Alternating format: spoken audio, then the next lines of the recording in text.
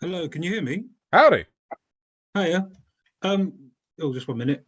How do I change things? Are we live? Are we live right now? Or? We are live right now. Yes, and I imagine there are a good few number of ways to change things. Oh, so because there's a name in the corner that's wrong. How do I change that? Let me let's see. I don't know if I can change that. Let me see.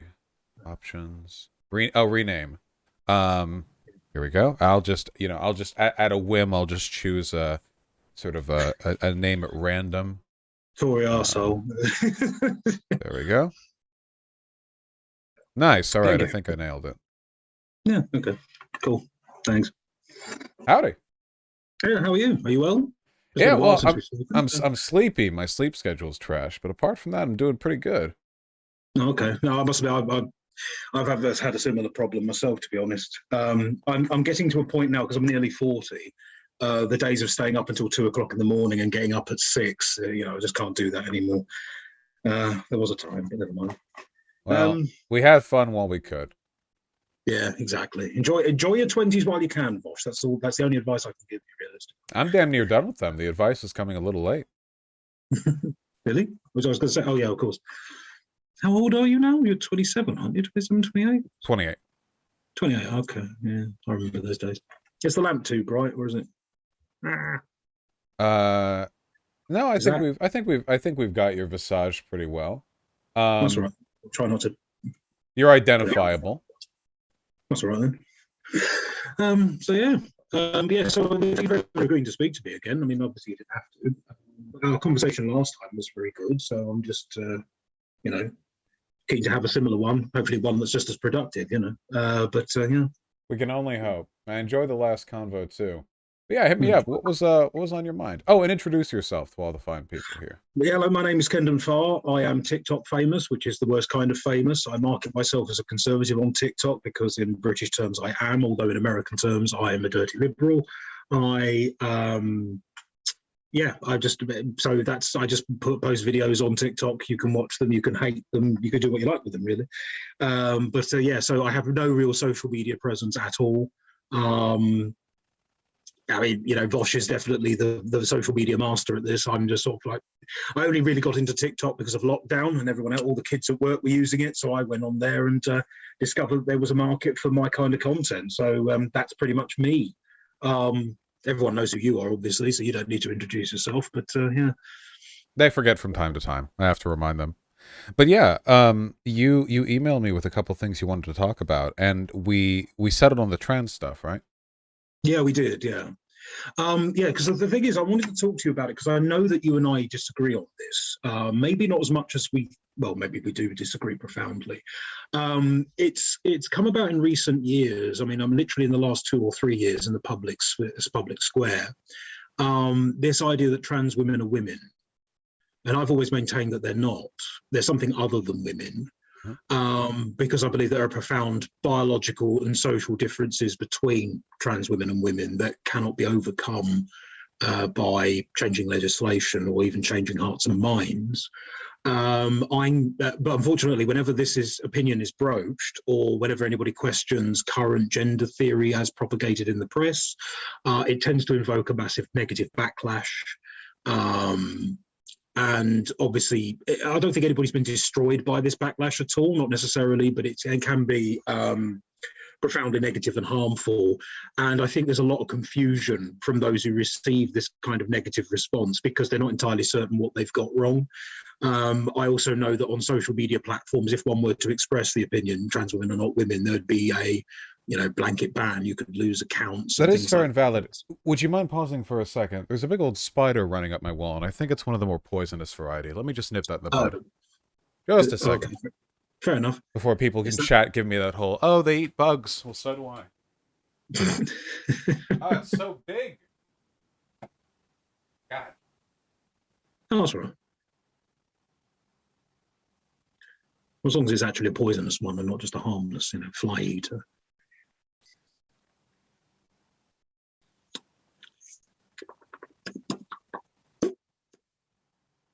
I don't know why I'm making noises at the camera. I mean, hello, everybody who's watching, who's contributing to the chat. I can't read anything that you've Sorry written. about that. Gave me a good spook.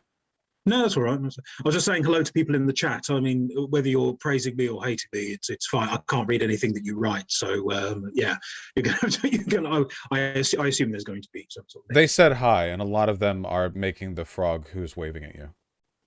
Oh, is that is it the frog that I'm thinking of, or is it just a general frog image?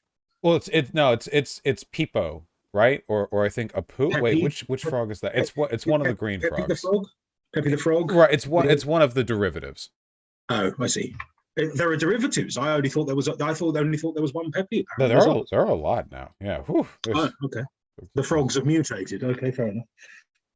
So yeah, I mean, that was just my rambling introduction to the topic. I mean, I dare say that you can, tear my arguments apart. But one of the reasons I wanted to talk about it is because I know that you disagree with a lot of the points I've just made, or you have ideological conflicts with a lot of the things I've just said.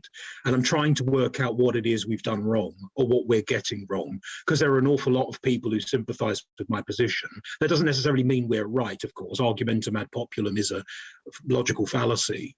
But I do want to discuss this. I want to discuss this with somebody who disagrees profoundly, in the hope that maybe you can correct errors in my thinking, for want of a better phrase.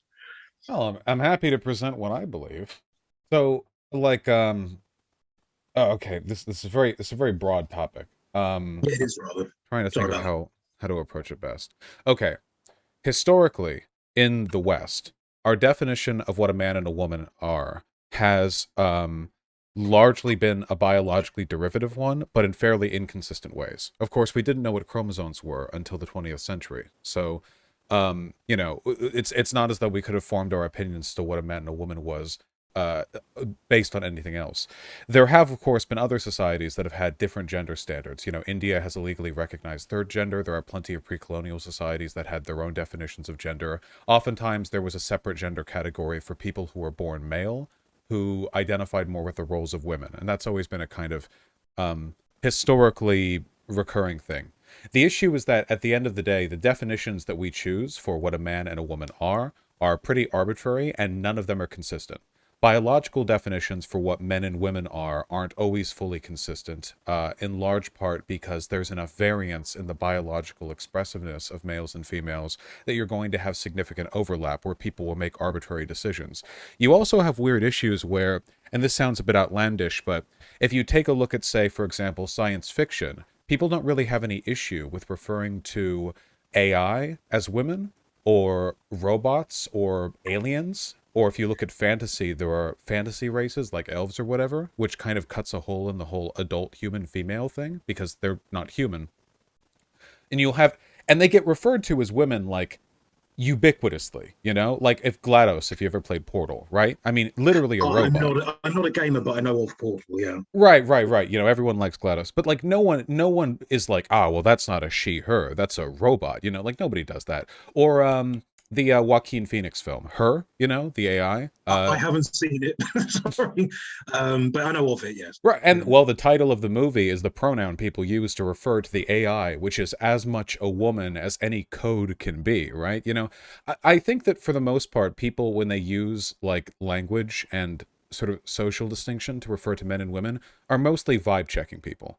It's not really a biological thing. We don't know biologically what anyone is. We can only really infer unless we have very intimate information about them.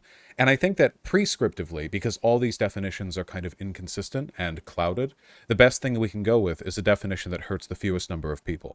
And given the fact that there's a pretty similar degree of arbitrarity with all these definitions, I think one where we acknowledge that man and woman, as we refer to it generally, is a social trend. Something which refers to social roles and attitudes, not biology. That's probably the one that hurts the fewest people. I don't think there's any negative externality to recognizing things that way. Okay. Right. Well, I've been making notes while you've been speaking. I haven't just been staring at the bottom of my own floor. So yeah, historically, I would agree with you that historically speaking, man and woman have been biological terms. So I would have said that a man is a male adult human being, and that a woman is a female adult human being. And it's true that we didn't know what chromosomes were until, well, deep, halfway through the 20th century. So I would concede that point. The difference is, though, is that while there are always exceptions to that biological bifurcation, the idea that there are some, like, I mean, I've heard of chimeras, for example, who have XX chromosomes in their saliva, but XY chromosomes in their blood. There are also intersex people who are sort of a blend of two sexes, and that there are obviously foreign cultures that you've mentioned that have third gender. The difference is that I've always considered man and woman to be sexual categories rather than gender roles. So, for example, you can tell, I mean, unless you're talking about someone who is genuinely androgynous, you can tell whether someone is male and female by looking at them, I would argue. At least in most cases. You do get instances, particularly, I know a lot of lesbians, for example, who are rather on the butch side, as we used to say, who often get mistaken for men at a distance. But when you actually speak to them, if you're up close, like within 2 meters or, you know, a few yards of them, that you can see that they're female, even if they do have like a stereotypically aggressive masculine mannerisms, for example, or they're wearing menswear, for example. I want to pick up on the point you made about AI can be referred to as man or woman, or male, he or she. And as you pointed out, there's the film Her. I'm going back even further. If you look at the Alien saga, which is one of my favourites, they have the computer's mother and father that run the ship, and mother has a female voice or feminine voice, and father has a male or masculine voice. When we refer to them as he and she because they are playing a role. Effectively, they are computers. They're not AI. It's not. We don't actually believe that that's a man or a woman, but they sound like one. So it's just convenient to use masculine or feminine pronouns if it's appropriate. Vibe checking, not biological knowledge. Again, yes, I would concede vibe checking. I suppose yes, because if we're as I say, I can pretty much tell most people's sex from a distance. I like to think I can anyway. Maybe I'm about to embarrass myself in a few moments. The point you made at the end, though, I want to tap into. You said about it's probably best to hurt the fewest number of feelings. I'm not sure. I mean, I will need some convincing on this issue. I'm not sure that that's a valid reason to scupper the original definition of man and woman, or to expand the definition of man and woman to include those who are not male or female, because I know of several transgender people who recognise that while they present as a woman or present as a man, that they are male or female, and that they can't be men and they can't be women because of their transition and because of their transgender identity. Again, if you want to pick up on any of that, I've just rambled through, feel free to do so. It's not about hurting the fewest number of feelings, it's about causing the least amount of harm. At the end of the day, when we talk about what men and women are, overwhelmingly, and this is descriptive, this isn't just what I would like to be the case, this is the case. Overwhelmingly, these categories are invoked in a non-biological way. When we talk about social roles, the clothing people wear, the language that people tend to use, the length at which people cut their hair, the fashion, styles, attitudes, mannerisms, presentations that tend to define what we think of as man or woman, we're talking about social roles, not biology. After all, women in different cultures tend to wear different clothing, but it's not as though the biology of an English woman is different from the biology of an Indian woman insofar as the clothing they tend to wear. We're only... But we would still say woman's clothing. Like, clearly, when we talk about this stuff, we're not referring to biology overwhelmingly. Biology is only really relevant in a couple of contexts. Sexual attraction, what a doctor needs to know about you. But that's why, we distinguish between gender and sex. I just don't think there's any harm in recognizing that when we're talking about whether, when we talk about things that are a woman or a man, overwhelmingly, I mean the vast majority of the times, we're really not making any reference to a biological reality. And I know that because cis-passing trans people continue to get referred to in this way because people are fully unaware of the biological reality, that they sort of represent. We're really just inferring that. We're not inferring the social roles because those being socially ascribed are things that we talk about prescriptively.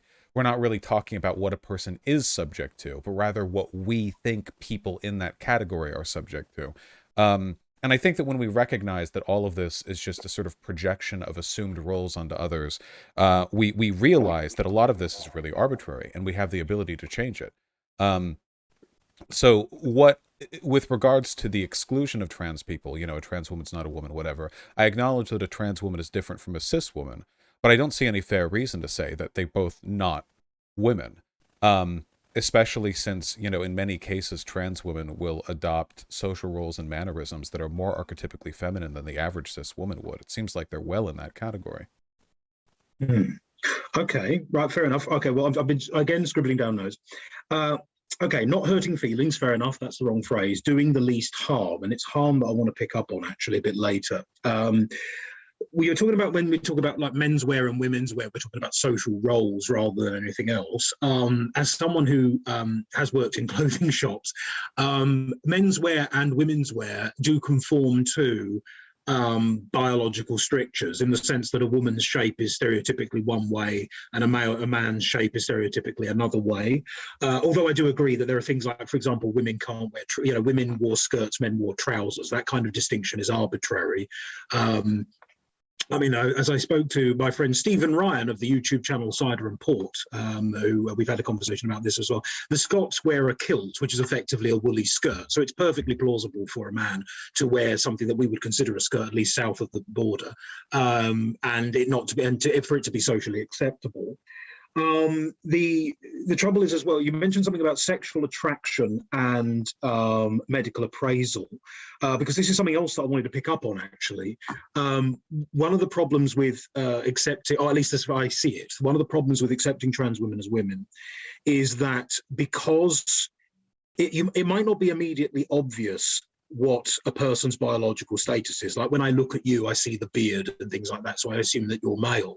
But there is a biological reality that women experience that a trans woman will never know.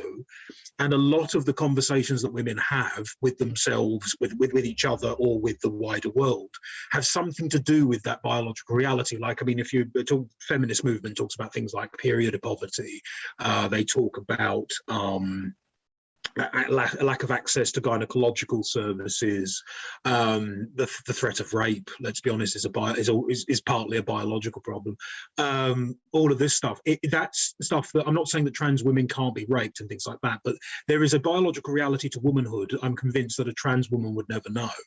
And that's why there are too many distinctions. That would be my only objection. There are too many distinctions between women and trans women. So it's almost ridiculous to sort of lump them together. What was the other bit you mentioned? Yes, medical appraisal. If trans women are women, then there is nothing logically, well, I think it would be silly, but, feel free to criticize me for this.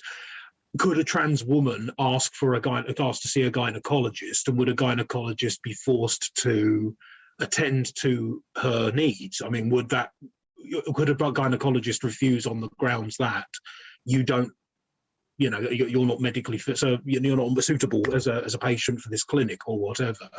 Considering that, well, I'll just leave that there. If you want to pick that up. Yeah.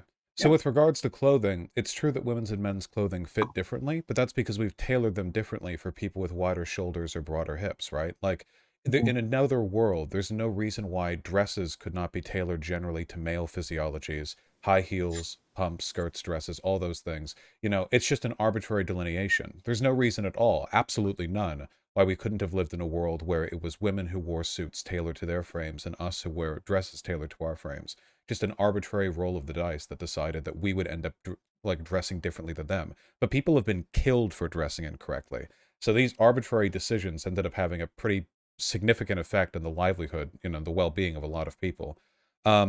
With regards to biological realities leading to strong distinctions in the experiences that people have, the issue is that there are cis women that don't have those experiences either. There are, of course, cis women who have irregularities with their reproductive system that causes them to not experience periods or hormonal cycles in the same way. But moreover, there are also significant categorical distinctions in the experiences of womanhood between cis women.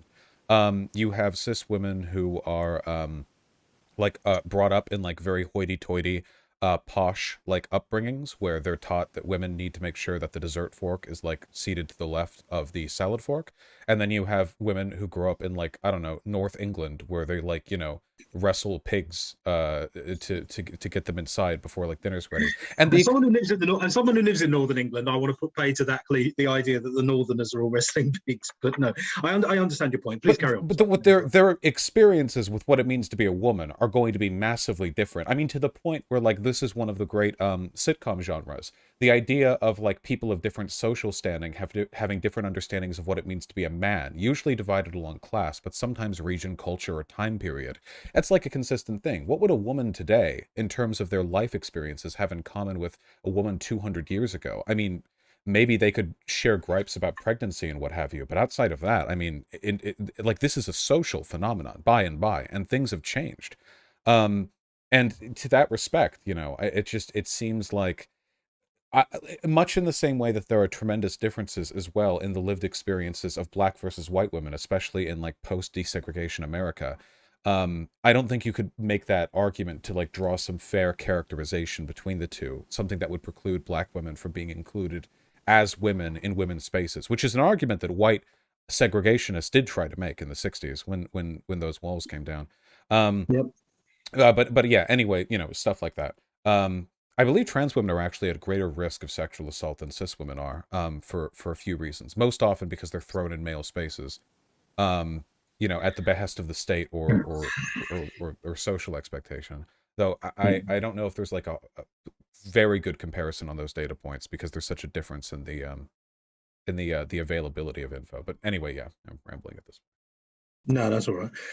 Right, okay. Well, no, I'll pick that up then. So yes, cutting the cloth differently. Yes, I suppose there is something to be said for that. The idea that men wear suits and women wear dresses. It could have easily been the other way around. You're the sociologist, so you could probably tell me why this distinction was drawn. The idea that, you know, pink used to be a boy's color, now it's considered a girl's color. Although I quite like pink actually, and as well as blue. You know, all of these things they are arbitrary. This I would concede instantly. You know.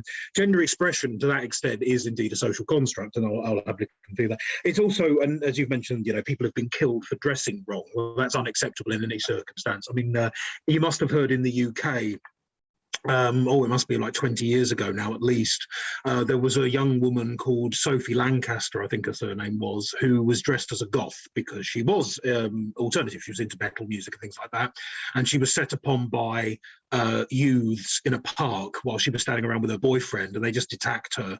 And they attacked her so badly that she died of her injuries in hospital. And I think it's the Sophie Lancaster Foundation was founded to stop this kind of prejudice against people who are dressed a little bit weird. You know, she had coloured hair and, like, ear studs in her ears and things like that. So obviously that's unacceptable in any context. I don't believe that anybody should be telling anybody, you know, any state authority certainly telling other people how to dress.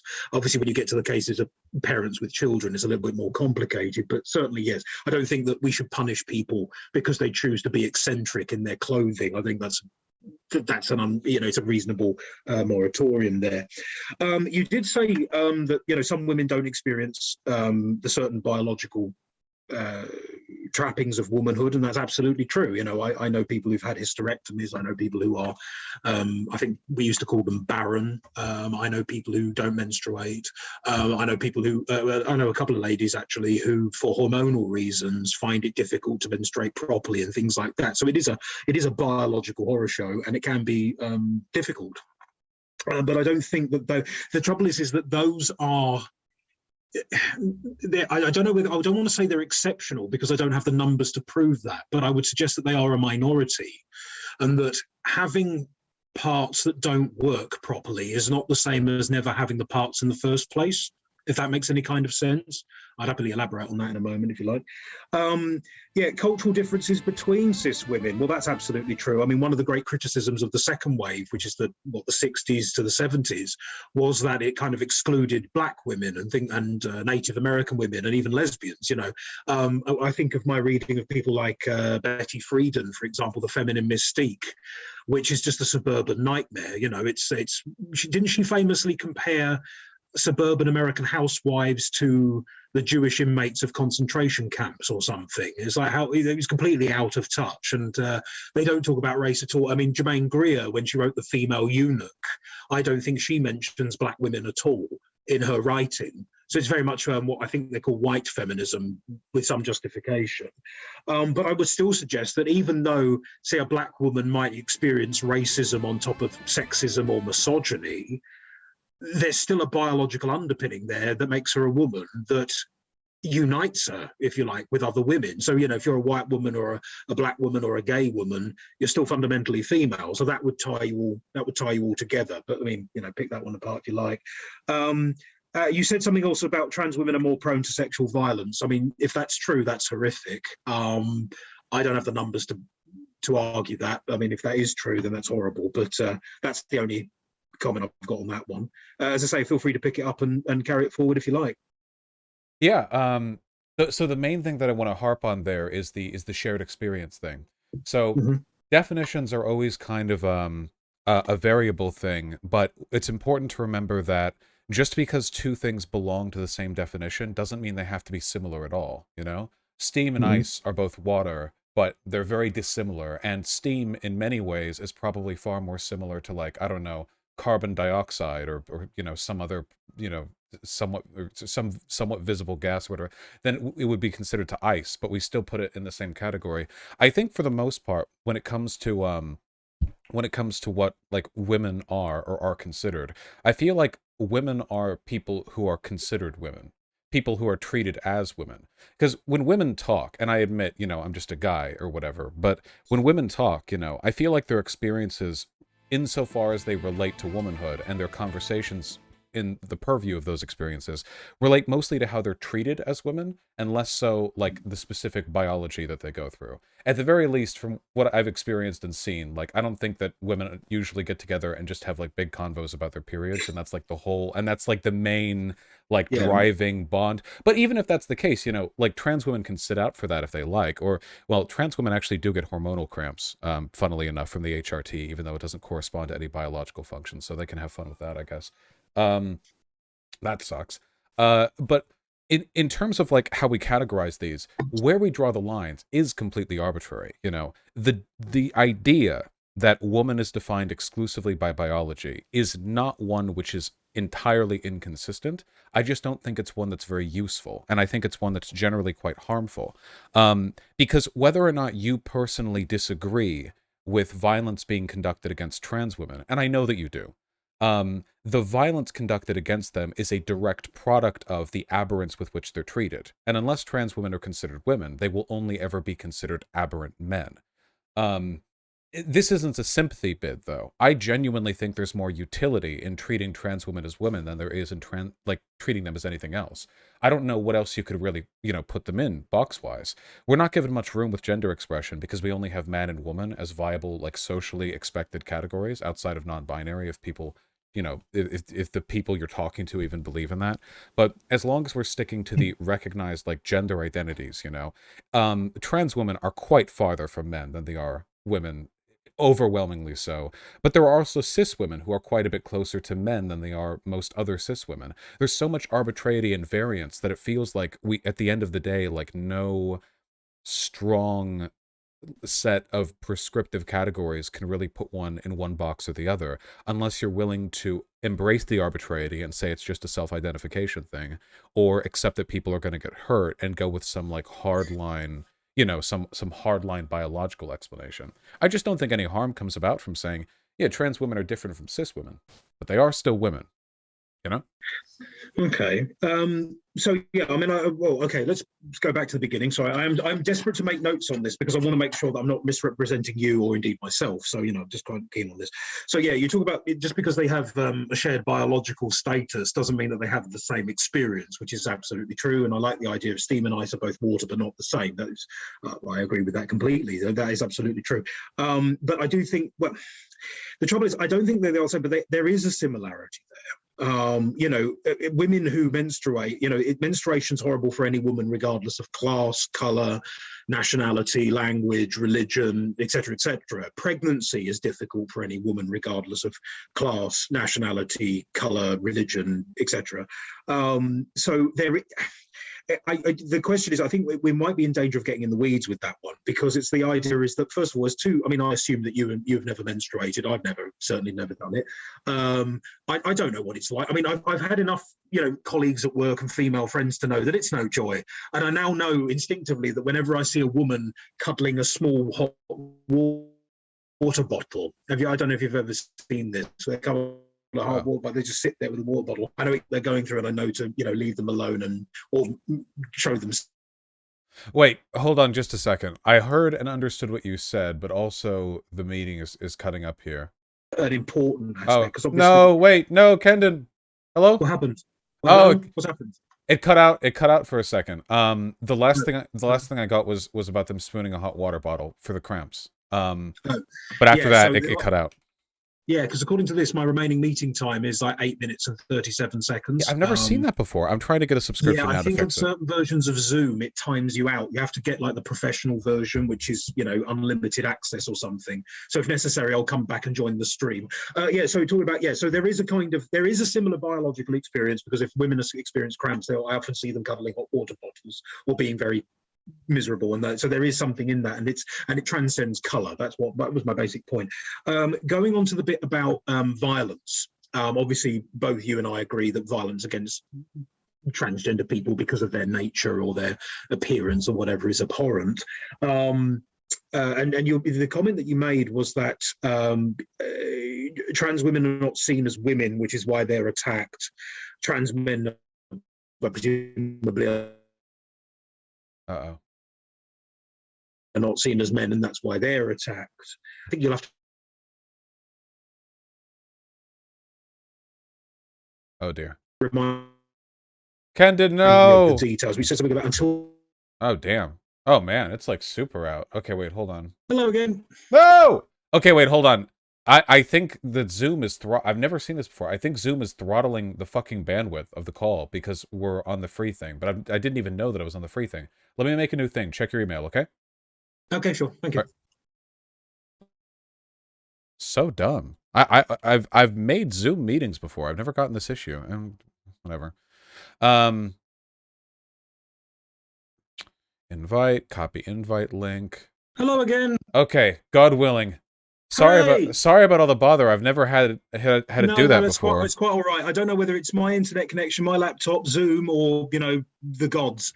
If you could change my name again, there you go. Thanks. We'll blame God. So anyway, the last bit I got it's the warm water bottles, and then it was increased risk of sexual violence against them as a product of them not being recognized as their preferred gender. That was the last thing that I heard from you.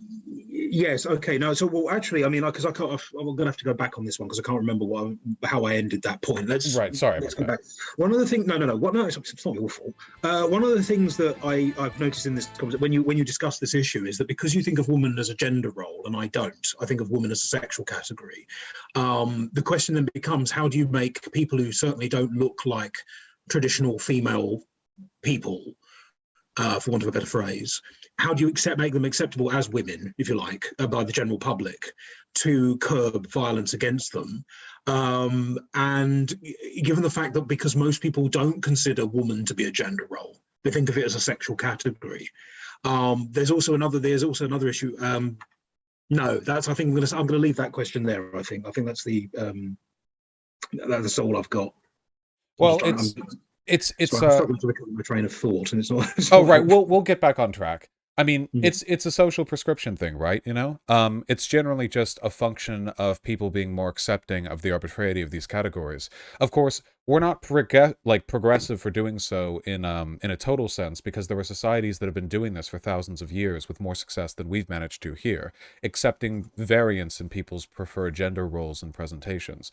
I guess at the end of the day, it seems like we have two categories that are really related but are ultimately distinct, which is the social and the biological, like the sex gender distinction. And it just feels like when we refer to people as a woman or a man, considering the fact that we do this to inanimate objects, we do this to robots, to machines, to AI, we'll do this to fantasy races, we'll do this to concepts. It seems like when we talk about whether something is a man or a woman, a he or a she, we're usually kind of talking about social roles and social ascriptions, unless we're under the impression that robots with women's voices like Shodan have wombs somewhere inside them.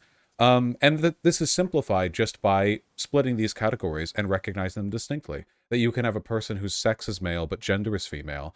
Though even that's a bit of a simplification, honestly, because once trans women start taking hormones, they're certainly not sexed male. At least it's not that simple.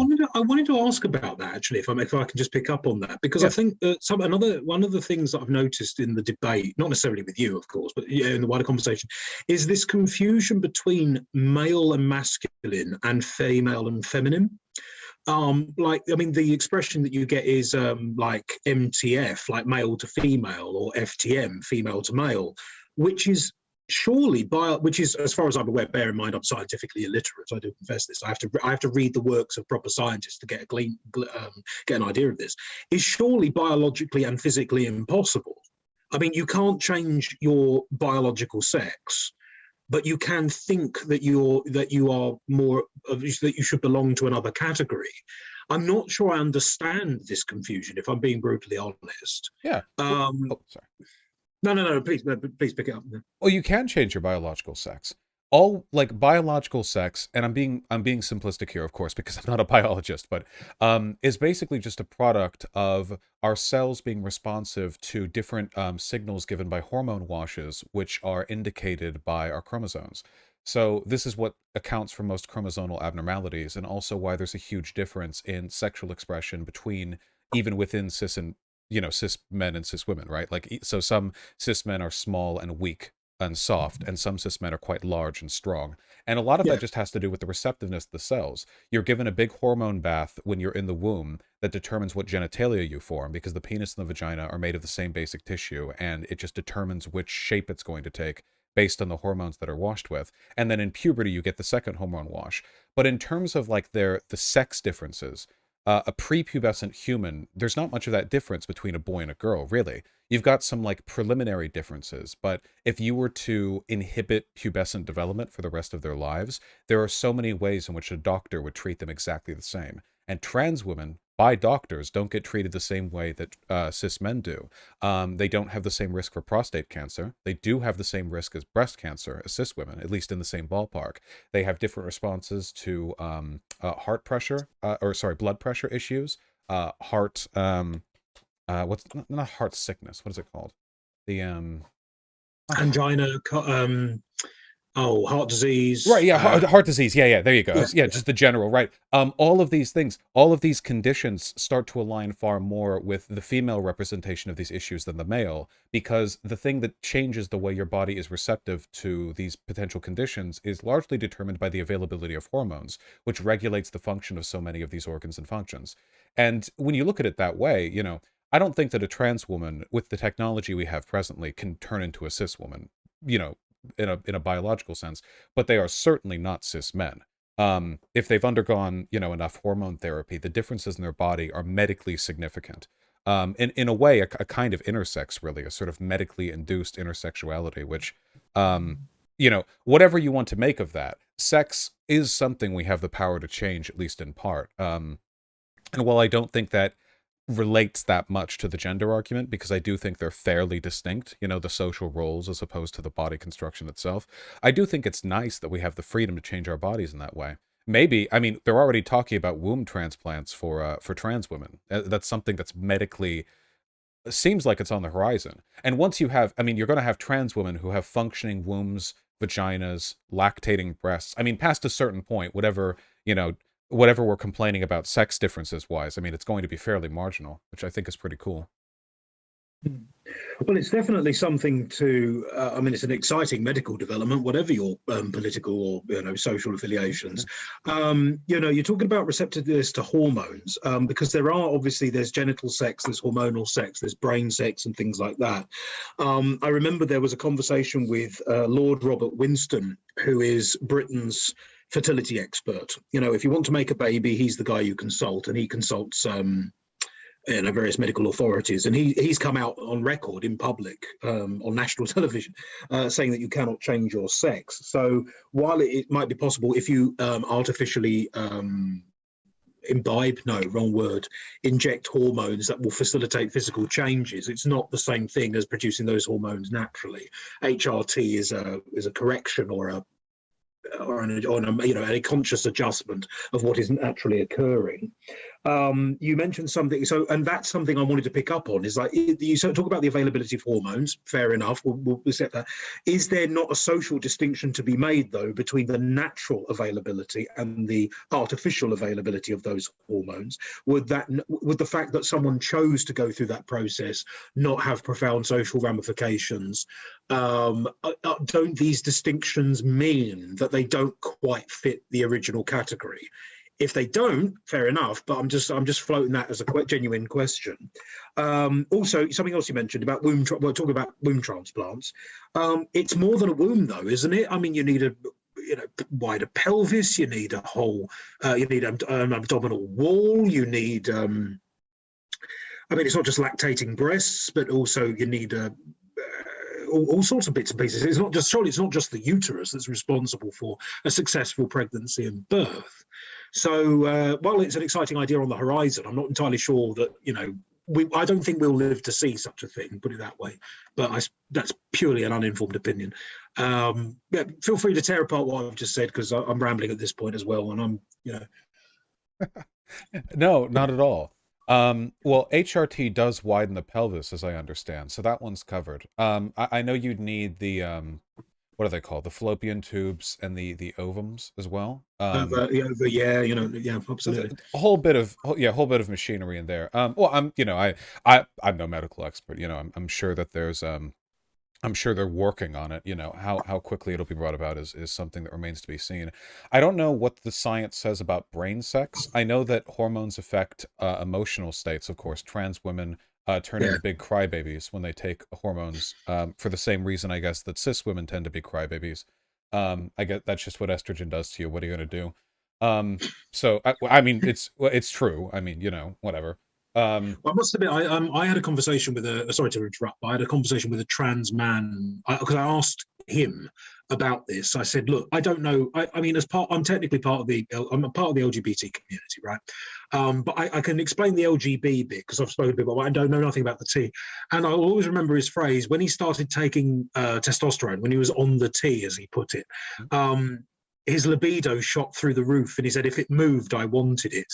And so he actually gained a greater understanding for the biological male sex drive because of it. So yeah, it does. Obviously, your brain is swimming in a different soup at that point, and so it does affect your body in that way. Sorry, I've interrupted you. No, not at all. Well, I mean, at the end of the day, the chromosomes are just the chromosomes are the blueprint that determines the hormone washes that you experience, but the hormone washes are what determine what you turn out to be, which is why there are examples of men and women who are cisgender who don't have the hormone or the chromosomes you would expect, but they do end up getting the hormones that you would expect. So you'll have like a complete mismatch, perceptively between their chromosomes and how their bodies actually develop, which is always interesting. I do agree with what you said about there being a meaningful difference between the natural production of hormones as opposed to the artificial injection of hormones. And I think, for what it's worth, nobody is really arguing that trans women should be treated the same as cis women insofar as the abolition of the distinction between trans and cis, only that they be included in the woman category. Now, this probably depends on the trans woman individually, but from what I've seen mostly, I think a lot of trans women are really quite proud to be trans women. Or at the very least, they're very open and accepting of the differences between themselves and cis women. They just want to be treated as women, and I know it's not the same as like a racial distinction, but I am reminded, or I can use a class distinction, I suppose, to mix it up. I'm just reminded of, the different ideas of what it means to be a woman in the upper and lower classes in, say, 19th century English culture, right? A lower class woman would still be proud of who she is. She would still want to be included in the category of, being a woman in a social sense, not just like a biological female, but a woman, in the way that you're recognized as a kind of, it's a sort of, an actualized member of your group. And I think it's okay to be proud of those distinctions as long as you're still given the respect of being put in the broader category. that's I think what most would hope for. Maybe there are differences, sure, but we all have differences. Yeah. Well, actually, I wanted to talk about this because you mentioned this earlier in the conversation. Actually, but I'll pick up on it now. The fact that what you were saying about when women get together, and especially feminist women get together and talk about women's issues, a lot of what they discuss is not so much being a woman, talking about their periods and things, but how they're treated as women by society. And I want to sort of pick up on that because I'm convinced that a lot of feminist writing, because I've read, as far as I'm aware, all the major feminist texts printed in English in the last 100 years. And that might be nonsense, of course. I'm sure there are people in the chat who can come up with books I've never heard of. But I've read a lot of it. And it seems to me that they're treated differently by society because they're biologically female. And that's why, this is why self-identification has always really troubled me. Because I think you can identify in theory as anything. If there's no hard and fast material definition attached to these words, because we're not talking, women are not an abstract. It's not like faith, mercy, justice, or democracy, which are entirely imaginary. We made them up. We're talking about something that exists in the material realm. If there's not a fixed material definition for this word, it kind of makes the word nonsensical. It kind of makes the word useless in conversation. Women have been mistreated because they menstruate. They have been treated differently because they tend to be physically weaker than men in their weight class, for example. I mean, that's, I know there are, of course, exceptions to that, but, most men my weight are stronger than most women of my weight category. I think we can say that safely without offending too many sensibilities. So that's what I'm always concerned about with self-identity is that, yeah, okay, they might want to be identified within that category, the broader category of woman, but is it reasonable to do so given the fact that up until relatively recently, woman had a material definition? Again, if you want to come back on that, you can do, but I mean, I'm just floating the idea out there. No, I'd like to. Well, I do think that the definition is pretty arbitrary, because I think historically we've always run up against the issue that when we talk about women's issues and what it means to be a woman, we overwhelmingly do talk about social facsimiles for biological issues that we're just inferring at, really. So there are many issues that women historically have faced as a product of their biology, but it's always, well, it's not always, but it's often kind of derivative, right? So, for example, a lot of the oppression that women experience stem from the idea that they should be kept as housekeepers. You have this, chain of logic that starts out with a biological truth and ends up with some socially arbitrary bullshit. Because it begins with, women are the ones who give birth to children, therefore it makes sense that women should be the ones to raise children, therefore it makes sense that women should stay at home while men work, therefore it makes sense that because they're not the ones who need to work, they don't need to be educated. Therefore, it makes sense that because they don't need to be educated, they probably should be weighing in on issues with the same degree of seriousness as men. And now you're links down the chain. And it started biologically sound, but now you're at something that's totally fucking made up. Completely arbitrary. So, and I think that a lot of feminist writers have talked about that, because when you talk about freeing the woman from the household, you are talking about a kind of downstream biological reality. But you can see similar things with the treatment of homosexual men, where the predisposition towards homosexuality is probably, I mean, it's a biological thing, at least to a great extent. But the treatment that gay men have experienced and the oppression they've experienced is entirely social, but they've made justifications, right? And they still do today. Well, we're not inherently homophobic, It's just sex is for reproduction and gay men can't do that. Therefore, what they're doing is an abomination. Therefore, they need to be treated like X and Y. Therefore, death camps, And again, It starts biological, it ends very silly. So that's the argument that I would make. There is always a degree of absurdity when we talk about the nature of this, the social experience, because everything is always post hoc linked back to the biological origin. It's the best way to justify it, right? Yeah, but are we not, if we, I mean, obviously, because picking up on the gay male argument, are we not in danger of adopting a kind of slippery slope fallacy? Because I mean, I agree that obviously, yes, women are the ones that give birth, and therefore, it starts off with certain limitations and it ends up with I don't know, Gilead, The Handmaid's Tale, women are basically not educated, they can't even read. I mean, that's obviously far too far. But is it not, are we not guilty of the slippery slope? I can't even say it. Are we not guilty of the slippery slope fallacy by assuming that if we limit womanhood to a biological reality, that we would inevitably start the chain of events that would lead to red dresses and white hoods and, doing what your male master tells you to do? I mean, is it not, can we not say that while trans women exist, they have always existed and they will always exist? They are not a condition to be cured. They're not a pestilence to be eradicated. They should be treated with basic common courtesy and dignity under the law. That there are enough social and biological distinctions between them that to include them in a category that up until 5 minutes ago was considered a biological and material one is untenable or unsustainable. I mean, that would be my position on it. It was like, it's not because I want to cast them out because I want to cast trans women out into the cold or anything like that. I mean, that doesn't benefit me. It doesn't benefit anyone, does it? But it's because I recognize these distinctions and the difficulties that they go through, because I've read a lot of transgender literature about this, because what do I know about being transgender? What do you know? You have to read this stuff. Maybe one day could hit us that trans bat swings. You never see it coming.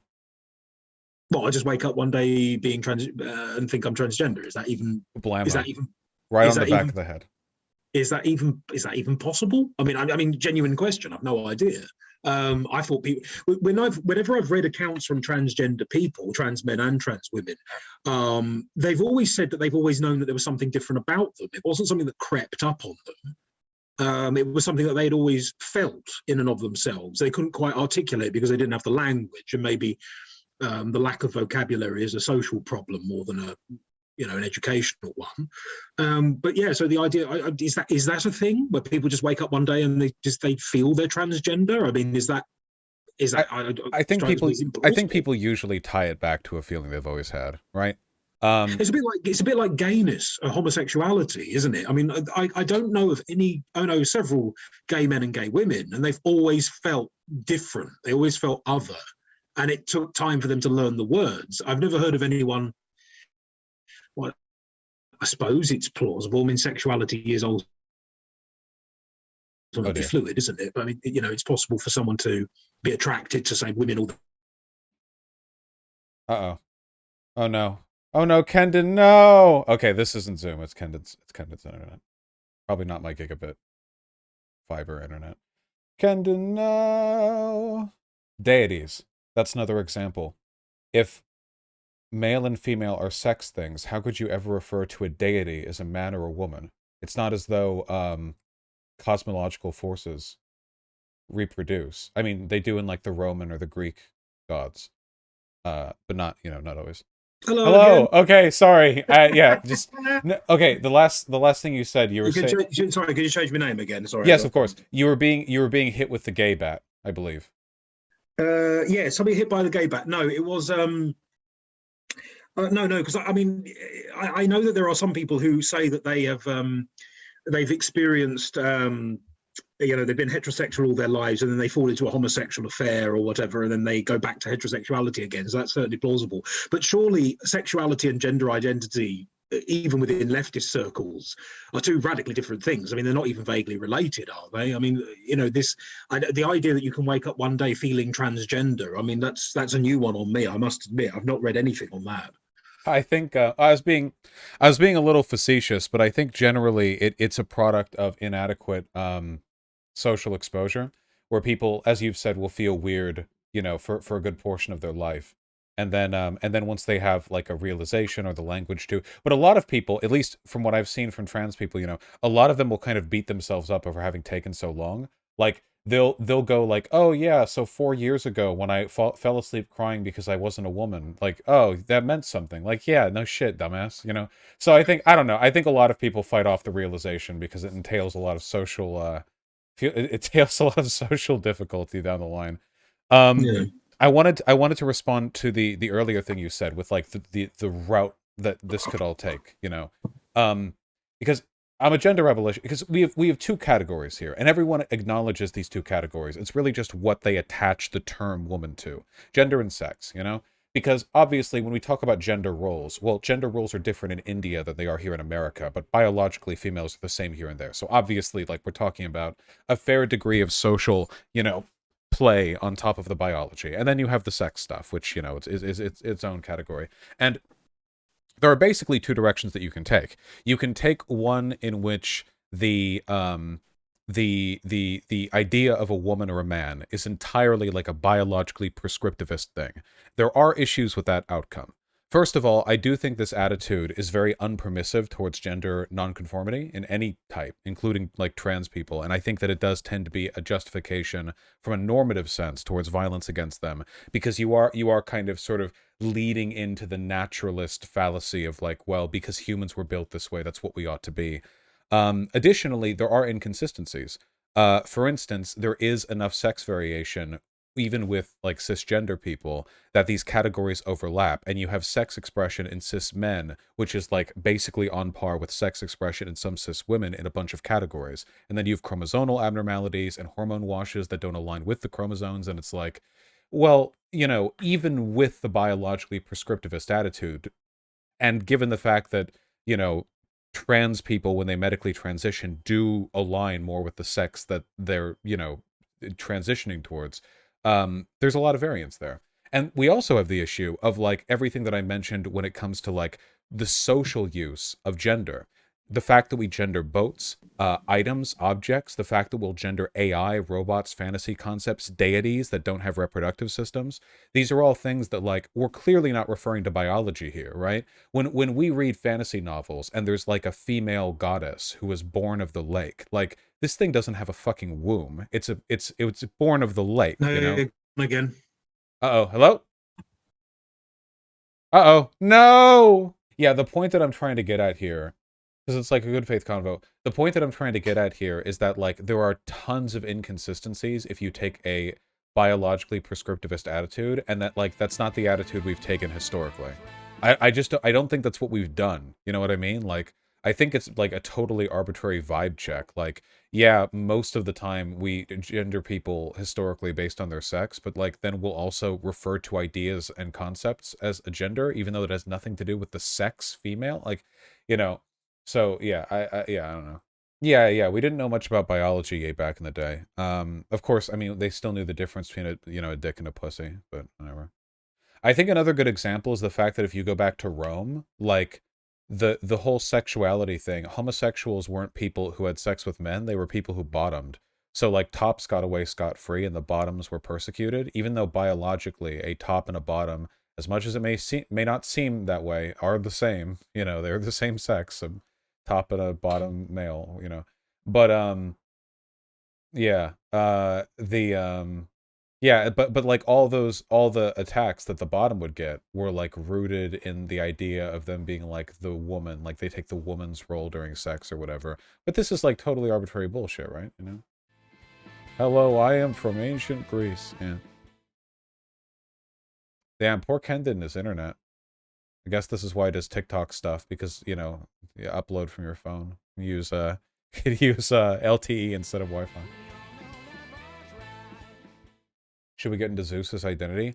Oh, like yeah, like what about what about like Norse gods, right? Like what about Loki? Like Loki could shapeshift. Loki was as capable of being biologically female as he was male. We only call him Loki because that's literally socially what he identified. Like that's just like the social prescription. Biologically he could be anything, right? We gender shapeshifters in media, right? Like if a shapeshifter, if it like a shapeshifter is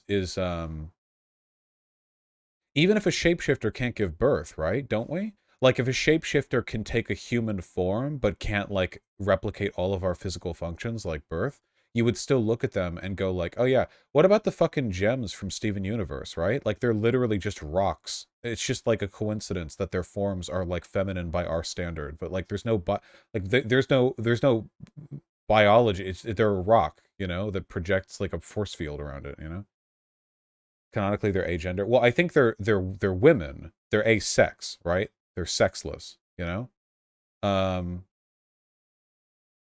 Also a horse. Yeah, Loki was also a horse, a female horse at that. Yeah, and what about Elden Ring? Okay, what about Elden Ring, where Marika and Radagon were the same person? What about that? Huh? Oh shit, they're back. This meeting will end in 10 minutes. Oh my god. Save me from the dark. Wake me up inside. Wake me up inside. Hello? Hello. I'm naming you. I'm naming you Big K this time. And now we're on the 10-minute countdown. Okay, I'm sorry. Zoom is being an absolute. No, I'm just trying to. I don't know what it is. I mean, my internet. I mean, hasn't cut out or anything like that. The last thing I got. Oh no, now I'm slowing down to a crawl. Am I there? Yes. Hooray, I'm back. Okay, yeah. Okay, yeah. Good. Right, let's crack on. Right, so this is what I last got from you before I disappeared again. It wouldn't bother me so much, but I actually bought a signal booster to deal with this problem, so there's something going wrong. Okay, then. So you said there are two categories: biologically a prescriptivist thing. Gender nonconformity doesn't really fit in to a very fixed biological idea of gender.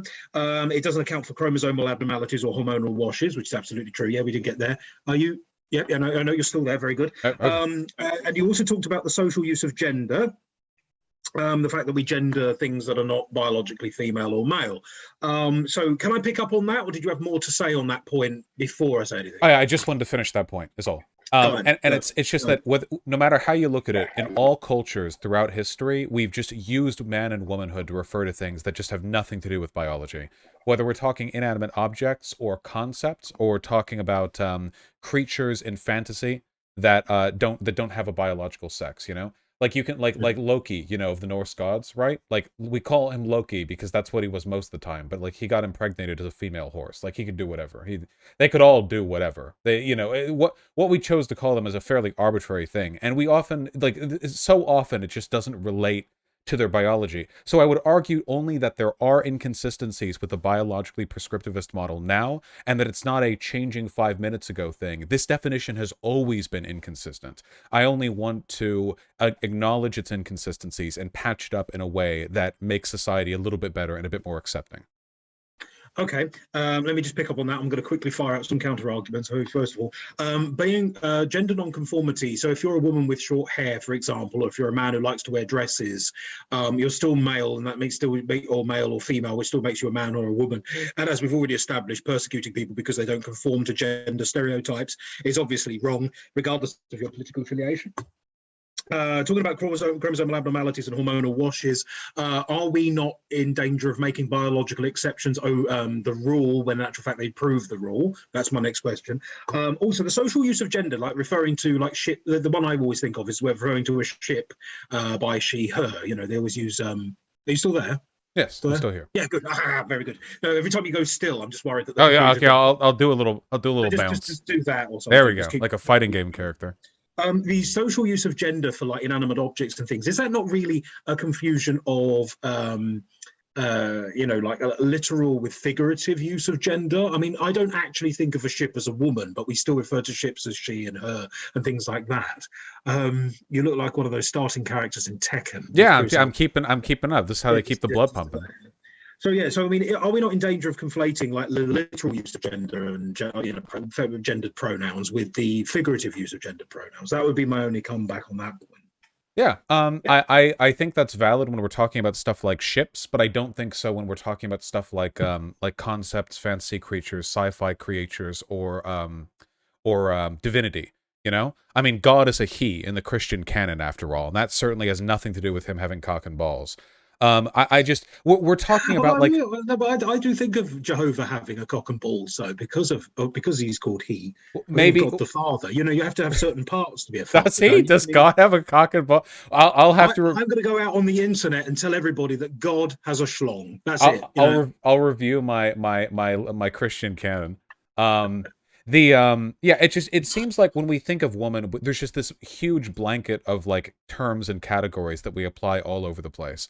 Like we're so willing to call like an AI or a robot in literature a woman, like as a woman, not just like she her as an abstract, but like yeah, oh yeah, it's a woman, like an AI woman, whatever. But like we can't do that when a person has spent like several years transitioning and is physically indistinguishable from a cisgender woman and sounds like them and talks like them and gets treated the same. And it's like, well, that not that, you know. And it's like it seems like we're very progressive when it comes to our acceptance of these categories in abstract forms, but then we're not when it comes back to the acceptance of groups that are historically marginalized. Like we're very theoretically flexible with these terms, and then in practice not so. And there's so much arbitrary with how these terms get posed anyway. I just don't think that a biologically prescriptivist attitude towards gender is the historically correct one. I don't think there's a correct one historically. I think it's been totally inconsistent, you know?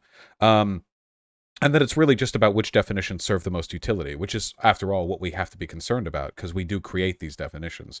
But if you recognize the distinction between gender and sex, as I think most people do in some form or another, you know, if we're to say, like, okay, given the fact that woman is this shotgun term that we've applied to like tons of things that have nothing to do with a womb or being human even, I think it's acceptable to say, like, yeah, you know, yeah, trans women are women, like maybe they're sexed male to whatever extent they actually are, but you know, they're like a different kind of woman.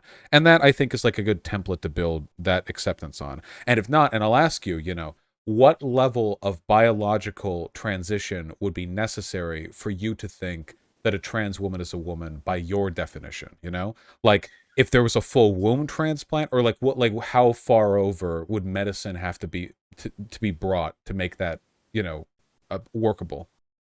Well, this is something else that I mentioned with Stephen Ryan of the YouTube channel Cider and Port when we were having a conversation about this issue, because I still think of, because I think of women as being female, and therefore they have to be born female. They have to go through girlhood, they go through female puberty, and then become young, you know, teenage girls, and then become young women, etc., etc. There's having a male person with a male body with female parts installed is still a radically different social experience from having been born and raised as a woman with all the social expectations heaped upon it. Because I'm not ignorant to the fact that so society puts different emphasis on, you know, it guides women, girls differently, and therefore a lot of so-called women's behavior is socially prescriptive. That I would concede. I suppose it's because I recognize that it's something that you're born, you know, you're born female, you're raised with certain social expectations, and that it's your duty as a member of society to sort of conform to those expectations. I'm not sure what my limit would be. Like if you did have like your hips redone and you had a uterus and an abdominal wall and things like that, I'm not sure. Are you still there? Yes. Yeah. Oh, good. So sorry, no worries. I know. I totally get it. Very good at sitting still. It's quite enviable, actually. Yeah. So I'm not sure what my level would be.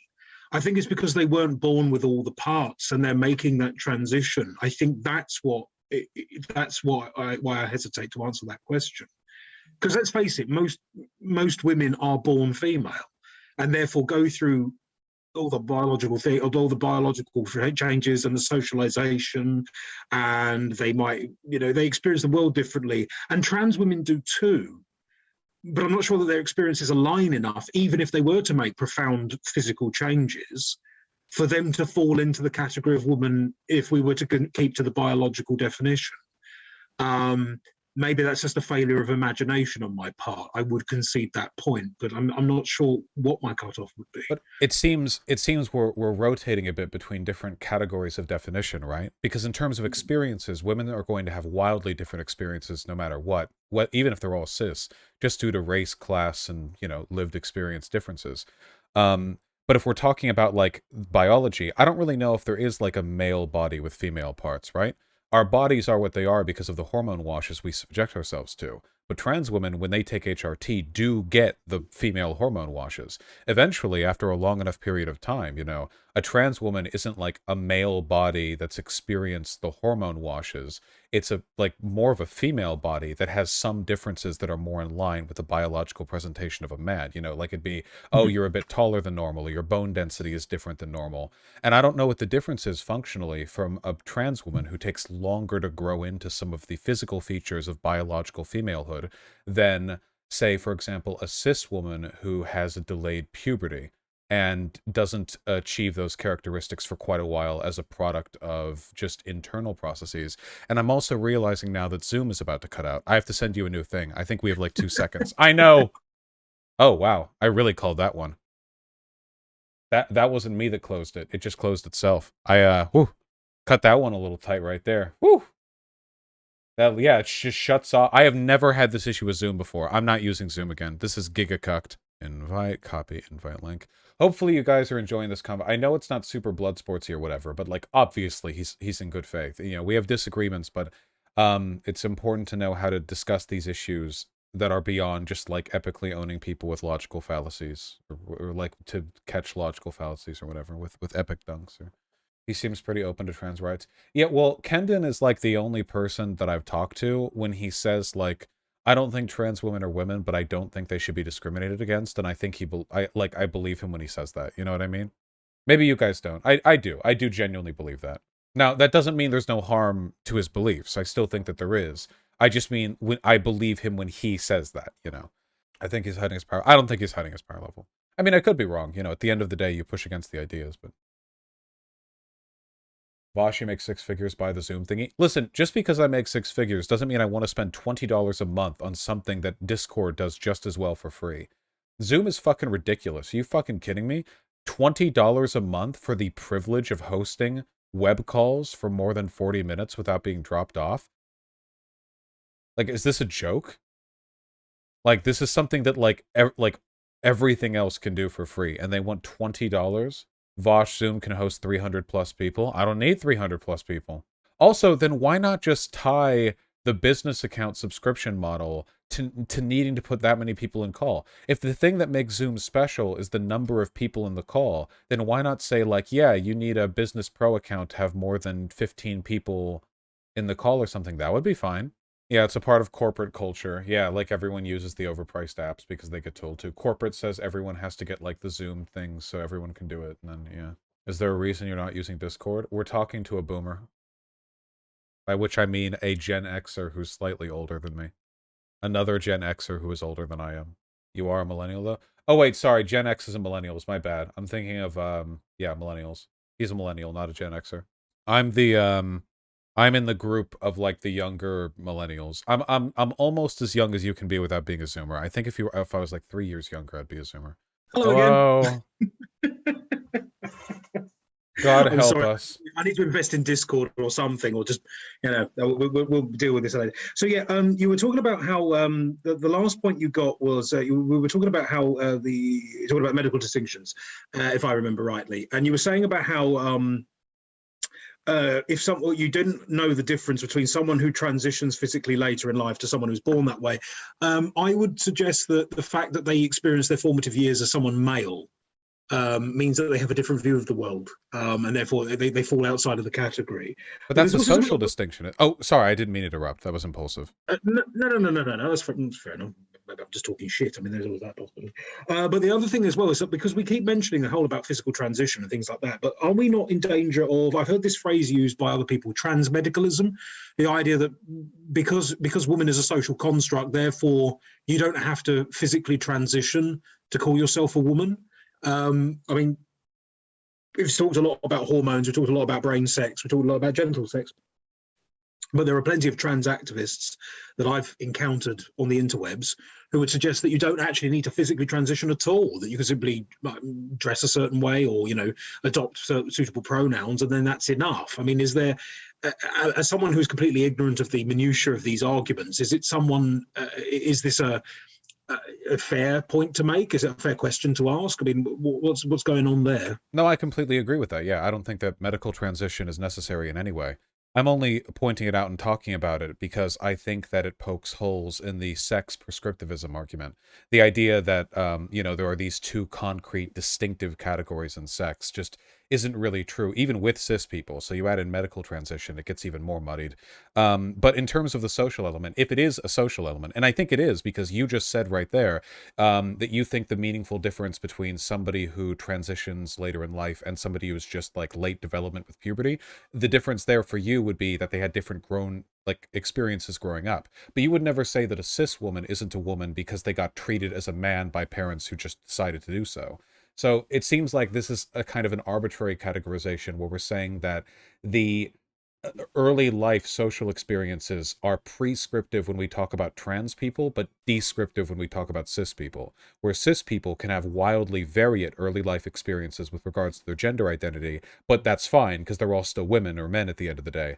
But then when trans people have it, then it becomes prescriptive. Well, maybe you're a woman now socially, but you weren't when you were younger, so that's a point against you.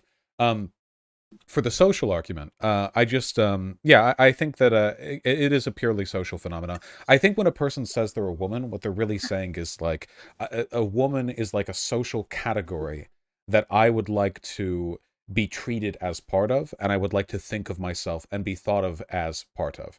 And insofar as that's the case, I don't think that any medical transition is necessary. Right. Okay. Well, I would pick up on that and just run with it because there have been cases of people abusing that particular ideological tenet. I'm sure you've probably commented on this in other videos and with other people, but there's been a case of the Scottish Prison Service has had to deal with male sex offenders who identify as trans women falsely. I'm not suggesting that they are trans women, just so they could be transferred into a woman-only space. And there has been hazards born of that. I dare say you've got the internet connection that's probably better than mine. You can probably look this one up, where because they identify as women but don't make any attempt to transition or make any attempt to live as women, they have to be treated as women by the state under Scottish law, have been transferred into a women's only prison. I mean, we segregate the sexes for a reason, and they have abused their newfound freedom, shall we say, of self-identity. Is that not? I mean, we talked about harm earlier, not necessarily mainly to trans women, but is it not? Are we not in danger of, if we abandon all categorization, creating harm for multiple groups of people, not just trans women? I mean, is that a fair counter argument, do you think? I think that there are upsides and downsides. So what you're referring to here, so just so my audience knows, this is an actual example of bad faith categorization. The Scottish Prison Service is very progressive when it comes to trans issues, and there were incidents where assigned male at birth prisoners would identify as female to get put in female prisons, and then they would go back to identifying as men when released. So very obviously, they wanted to go to a female prison rather than a male prison, which, fairly straightforward. Yeah, so that's an actual thing that happened. Now, I don't know if that led to like a preponderance of rape or sexual assault there, but I think it's still like the bad faith use of that system is still something worthy of concern. I think this is something that can be mitigated a little bit with some kind of social gatekeeping, like you need to have given evidence that you've presented as or lived as a woman for some length of time, something to give the courts a little bit to like chew into. Maybe not. Even if we were to disclose that and just have it as is, the way the Scottish prisons do, I think that this is still preferable to the alternative, because I would rather have men disingenuously identify as women to go into women's prisons and, live their sentence out there, as opposed to what does happen in a lot of prisons, which is that trans women get sent to men's prisons. And what that often leads to is like an unbelievable surge in the sexual violence that they experience. It's near guaranteed, well, maybe that's an exaggeration. It's very likely that a trans woman, an authentic trans woman who goes to a male prison, will be subjected to sexual violence, whereas it's not a guarantee that a cis man who disingenuously identifies as a trans woman sent to a woman's prison might commit violence. So in this, it's just a numbers game at that point. I think there are Mm. ways to mitigate the problem. It's just one of those issues where it seems like there are ways to abuse the system or get hurt either way, and we just have to lean wherever the less hurt is done. Okay. The next question, the question I would ask that's based on that is this: given the fact that um, there's often, if anybody asks, when everybody this conversation, this particular topic comes up, what you're suggesting there is that you have to live as a woman for a while, you have to go for psychiatric counselling and things like that. I've heard many trans activists admittedly online, because obviously where else am I going to meet these people, argue that they don't need to justify themselves at all, that you just have to accept them as women and that's it. If I were to counteract that, usually in conversation with them, they would suggest that, I'm being transphobic by insisting that they go for psychiatric counselling, because it implies that gender dysphoria, well, first of all, that all transgender people suffer from gender dysphoria. It also implies that gender dysphoria, that they're suffering from mental illness, and therefore it somehow delegitimizes the transgender identity by insisting that they seek counselling. So how do you, I'm not trying to put you on the spot here, but what would your counter argument to that claim be? Because I think it's perfectly reasonable for someone who first of all, I think that people who are transgender must experience gender dysphoria to be transgender. I thought that was the whole point. But is it not reasonable to insist that they go and seek counselling for their self-perception, or the conflict between their gender identity and their biological sex? Because there are plenty of activists who think it is unreasonable. So I'm just curious, how could you mitigate the problem that you've just identified without offending trans activists? Because I know there would be trans activists that would be offended by the suggestion that there needs to be oversight in that regard. When it comes to institutional segregation, like between men and women's prisons or men and women's sports, stuff like that, I'm okay with there being some level of gatekeeping, because I think it's reasonable that the state should have some metric for identifying the legitimacy of your claim that you're this, that, or the other. I think that's fine. I think it's an acceptable. Now, where that line would be, I don't know, but I think I can see good arguments for it. In terms of like being accepted as trans, like in a broader sense socially, I don't think medical counsel is necessary. Now, I think it's often a good idea. Don't get me wrong. I'm not discouraging medical counsel as a as a resource, but I don't think it should be considered strictly necessary. There's a pretty strong medical, financial gatekeep in the States. It's often incredibly expensive to get anywhere near the level of counseling that would be helpful to a lot of people. So this is often like an access thing. If a person has like strong personal belief that they're trans, and they think like, well, I could go through like $6,000 of like, like patient care and like follow-up visits to make sure, and then they're like, okay, well, do I want to be in debt for the next 10 years over this? Maybe not, and they just get HRT.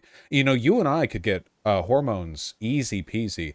A lot of stuff that trans people have to fight to get, we could get like with very little effort. All we have to do is go to a doctor and like give some symptoms of low testosterone to them, and we'll get prescribed testosterone, but trans men often have to fight for that. I'm not sure that's true in the UK.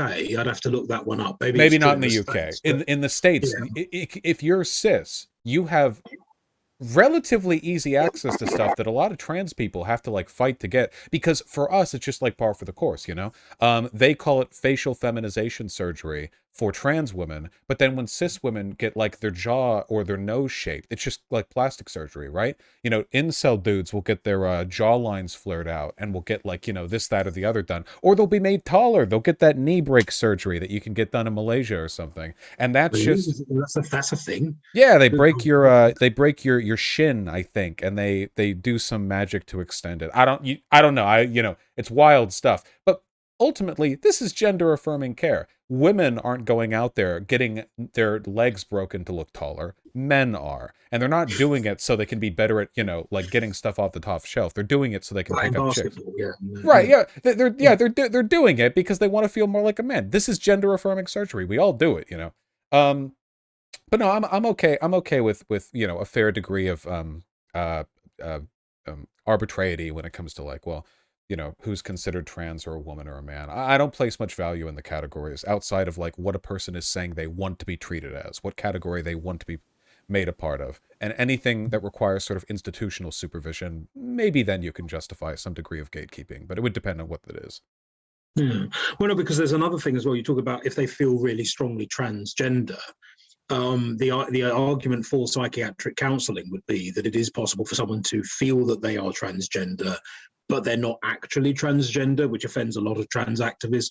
I mean, the word that I've learned in recent months on this about this issue is detransition. You must have heard of this phenomenon, where people actually go through physical changes because they think they're transgender, and then they stop because they have a revelation where they realize they're not actually transgender. Now, if all you're doing is taking hormones, then that can be self-correcting because you just stop taking the hormones. And as far as I'm aware, most of the physical changes will disappear because you're not producing the hormones to facilitate to maintain those changes.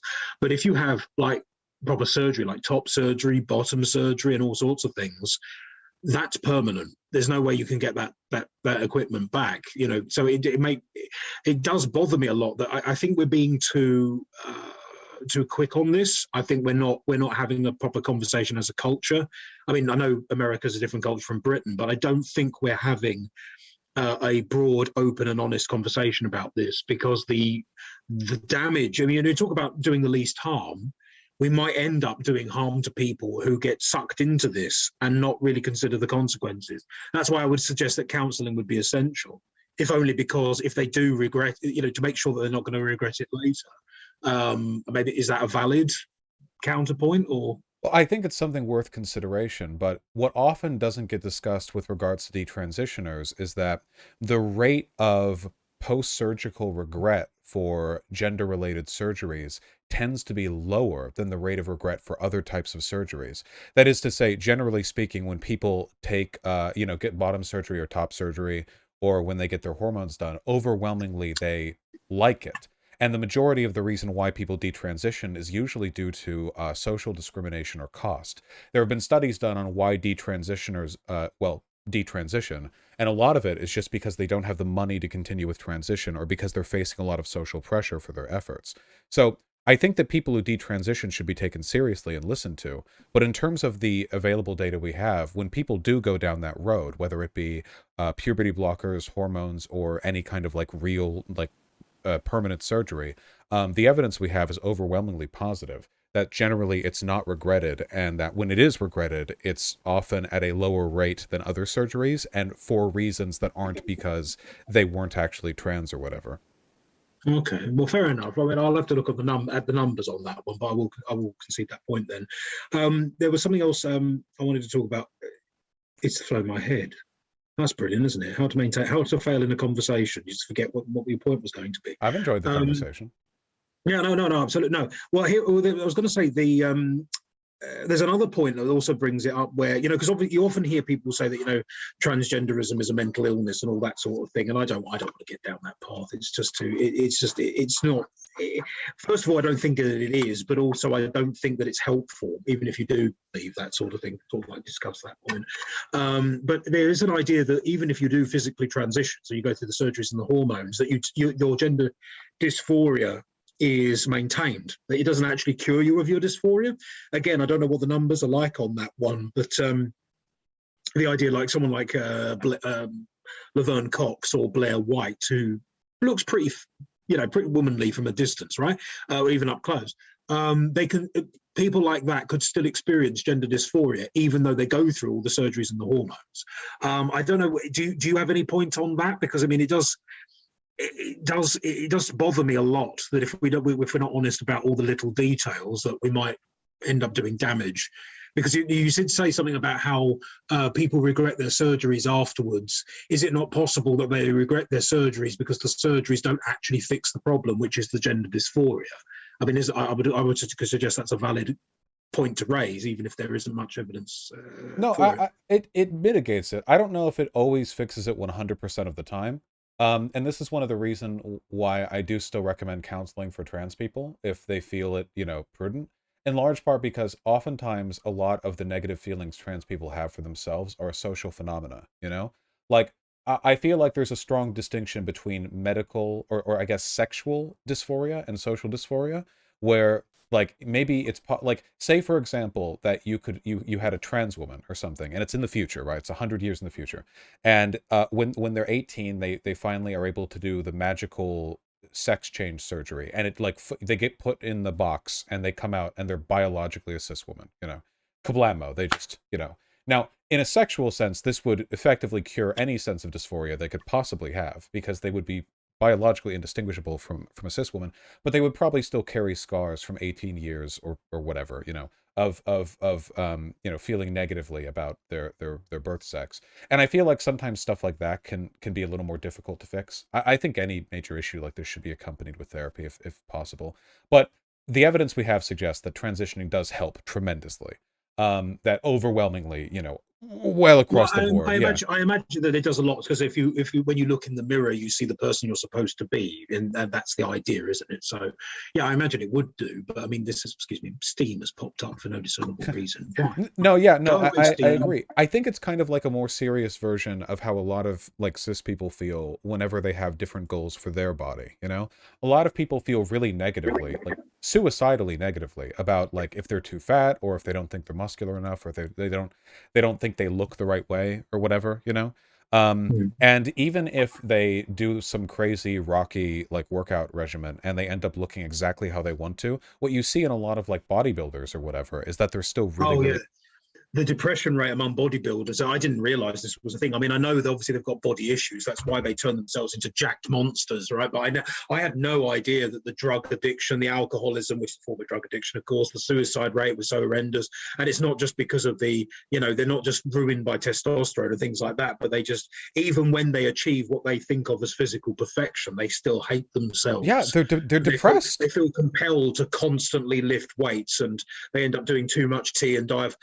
There's a whole space. I mean, we're wandering away from the original topic, but I don't know if you ever watched WWE. I never did, but there's a whole slew of wrestlers that were famous in the 1980s who all died of heart attacks in their 50s because they were jacked up on testosterone to give themselves that, you know, WWE physique.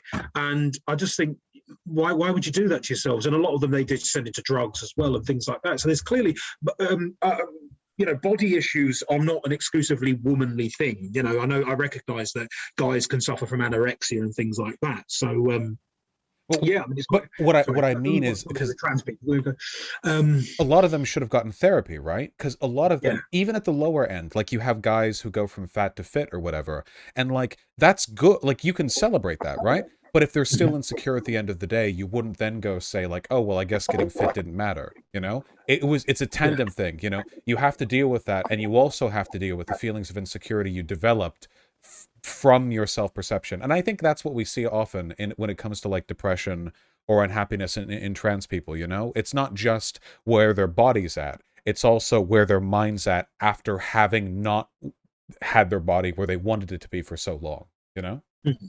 Yeah. Well, no, but let's tie that back into the trans woman debate. Whereas if you've got somebody who, you know, because I don't want people to suffer. You know, you've only got one life, and you know it's not very long. So you know, if ultimately it doesn't really bother me, I'm happy to use adopted names and adopted pronouns and things like that. I couldn't give a monkey's. Life's too short. I'm more worried about what I'm having for dinner than I am about, you know, what you identify as really. But when someone can't physically transition because they don't have the money or the access to the facilities, or if someone, even if they have transitioned, doesn't really pass, they don't look like women. I mean, you've spoken with Blair White, for example. Blair White looks like a woman from like 10 yards away, I would argue. So she's one of the more successful, if that's even the right adjective. But she's one of the ones that can pass. If someone can't pass, and if someone would like to pass but can't afford the surgeries, etc., how do you deal with that social phenomenon? Because if they believe, because they suffer from gender dysphoria, that they're not the sex to which they should be, how do you make them fit into society? How do you put them into the category of woman and get other people to accept it? Because, of course, that was the hurdle you mentioned earlier, is the fact that society isn't willing to accept these people as women. How do you leap over that hurdle? Because I don't think that conversation is really being had. Is the expectation, at least as I perceive it, and I admit that my perception is limited and subjective, is that we're expected to just adopt new ideas, but there's no discussion of it. There's no real cultural change. It's almost like a top-down imposition of a new, well, maybe it's not new, but it's of a belief system, and that's what's causing a lot of backlash against the trans activism and the acceptance of transgender people, I would posit. So yeah, if you've got any pointers, feel free to throw them my way. I'll be grateful. I think it's a 2-point thing. When it comes to the medical science of making trans women, like look more like cis women or pass or whatever, I think it's getting more advanced essentially by the day. One of the biggest advances we have, of course, is now that, hormone blockers are... Okay, you're still there. You've just not moved for a second. Okay, I am, just making sure. I'll keep looking. Hormone blockers used for younger people, which often leads to them wanting to transition, with hormones or whatever. You're actually seeing a lot of older trans women now who are quite jealous because there are younger trans women who like took hormone blockers and started transitioning at like 18 without having experienced male puberty. And from what I've seen, a lot of the younger trans women who transitioned under those circumstances are completely indistinguishable from cis women, because they literally never experienced a male puberty, and of course prepubescent like male and females look like pretty much the same. They look pretty much the same. Well, the prepubescent kids, that even if you can dress them differently or whatever, but you can actually sort of mix and match. Really, they don't have any distinctive sexual characteristics. It's even weird to use that phrase with prepubescent kids. It's just wrong. It just feels wrong to me. Yeah, they're just stupid and small. Really, that's what they've got. Like, irritating gnomes. Yeah, exactly. So without the like male puberty in the way, I think that definitely improves. Because I want. Sorry for interrupting, but I want to pick up on this in case the Zoom cuts out again. Because I'm thinking there's a pop star, isn't there, from Germany? I think called Kim Petras, who gets a lot of pride because obviously June is Pride Month, and she transitioned. Petras is Petras, who she transitioned when she was like 12 or something daft, and you can't tell from a distance. You just can't tell. But the problem is that I've also heard it said that if you transition too early and you don't go through male puberty, you don't develop fully functional. Oh, I'm shrugging at how cis-passing the woman you mentioned is. Okay. As I showed chat, yeah, because I hadn't heard of her. Oh, okay, fair enough. No, but if you don't develop adult male genitalia and you want to have bottom surgery, they actually tell you that you can't do it because you don't have enough. There isn't enough meat downstairs for them to create a vagina and a vaginal opening. So this is another aspect. This is where the transgender argument gets a bit complicated because medicalizing children, asking them to go on hormone blockers, delaying or cancelling male puberty might actually do more harm, because if you want to stop the feeling of gender dysphoria, if you get at it too early, there's a danger that if they want bottom surgery later, they can't have it, and that would actually exacerbate the existing problem. Is that not a reasonable argument or counterpoint to make? Because this is another thing as well, because it always goes back to kids, isn't it? The medical, trans kids always comes up in this debate, but it ends up degenerating into a shouting match. So I can never really get to the bottom of the mystery, if you see what I mean. It's a potential concern, yeah, because the material, like, it's less material to work with for the bottom surgery or whatever. I think normally when this is talked about, the usual medical prescription is to take puberty blockers a little bit later into puberty, so that you have enough, it's essentially stuff to work with for later medical intervention. I think it's not always an issue. It's sometimes an issue. It really comes down to, I guess, where like the medical practice lies, like what sort of doctors decide tends to lead to the best outcomes. I would say though, and this is, I'm totally making this up on the fly, but from what I've experienced and who I've talked to, I have the feeling that if you talk to a lot of trans women and you had to ask them like, okay, would you rather be physically indistinguishable from a cis woman, but live with a penis, or take a coin flip on whether you'll be able to pass as a cis woman, but potentially be able to get bottom surgery? I feel like a lot of them would go for the former, because a lot of them, I think, are far more interested in how they look when they look in the mirror and how they're treated when they talk to others than like the actual experience of getting railed in the pussy, which is still an option, right? Well, no, again, I'm making this up. I don't have any data, but I think because it's different priorities there. I think, and if you want to get railed, everyone has an ass, so that's always an option. Yes, well, I mean, without dwelling too much on medical matters, I can imagine that being railed in the ass and being railed in the pussy, not the same experience at all. No, probably not exactly the same. Although I have no point. I mean, I can't reasonably compare, so maybe I'm unfair. Maybe I'm unfair to make this point. Okay, this is where the conversation has gone. No, really though. Oh, wait, you have frozen. Uh-oh, are we still here? Hello?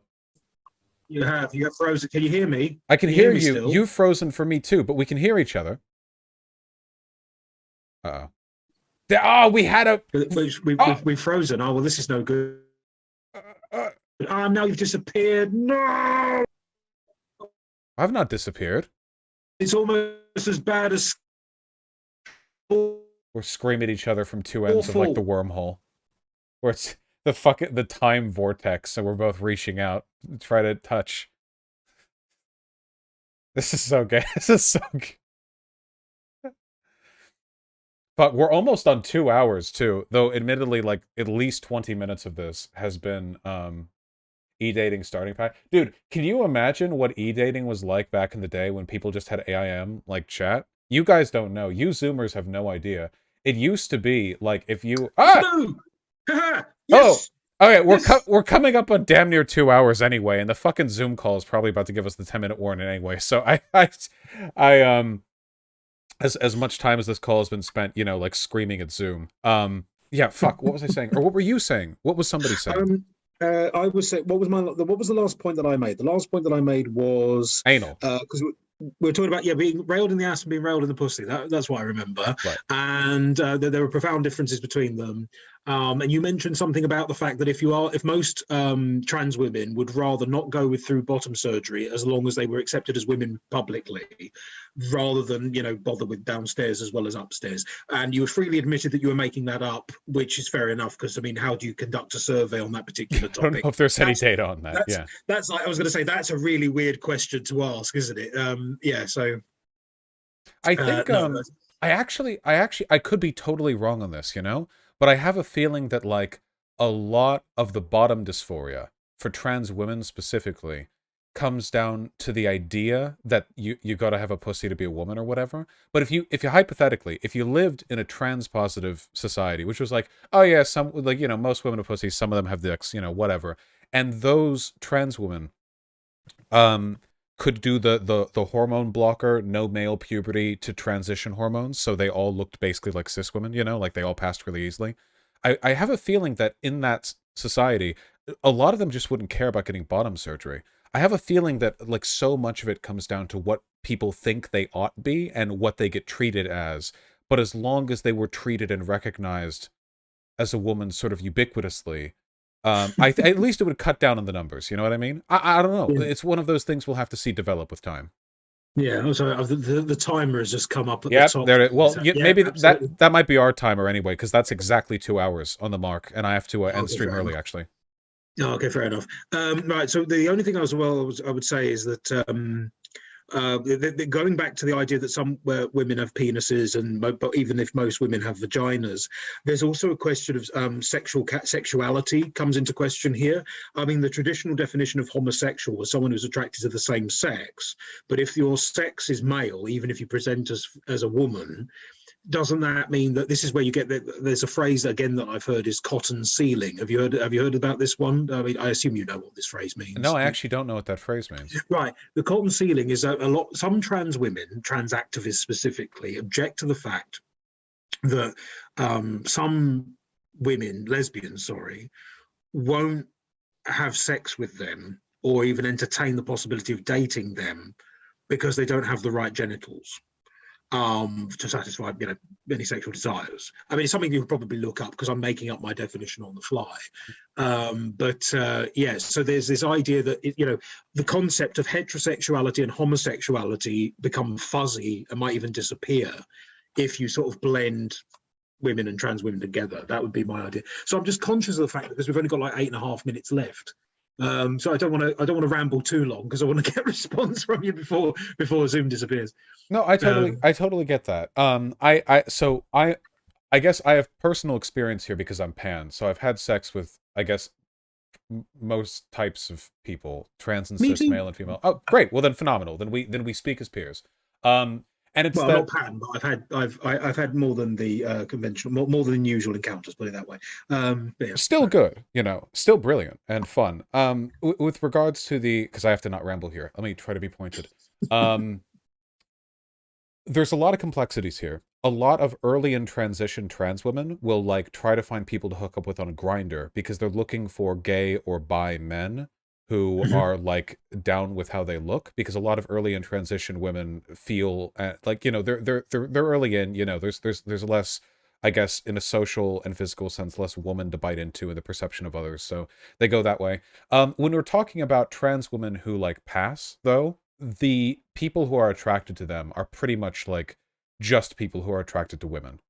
Like gay men don't go after trans women who pass. Gay men don't go after no, Blair White. this is true. I mean, trans. I mean, it's a bit crude maybe, but trans women tend to feature on the straight side of porn sites, don't they? They don't. You don't find them on the gay section. Oh, absolutely. When you see like, T-girl gets railed, blah blah, you're never gonna see that shit in gay Pornhub. You see that in straight Pornhub. And, obviously sexuality is complicated and fluid. So it's, like, I don't know what where the hard lines are here. But I think the reason for that is because, like, genitals aside, like, the experience of having a sex with a trans woman is like having sex with a cis woman, really. It's pretty much, in terms of, like, how they act and, like, the basic, like, everyone's different, But I feel like what a lot of people are looking for isn't so much, like, genitalia as it is femininity or masculinity, Like, straight guys aren't into Buck Angel, right? Like Buck Angel's like this big, like muscular, hairy, fucking trans I guy. know.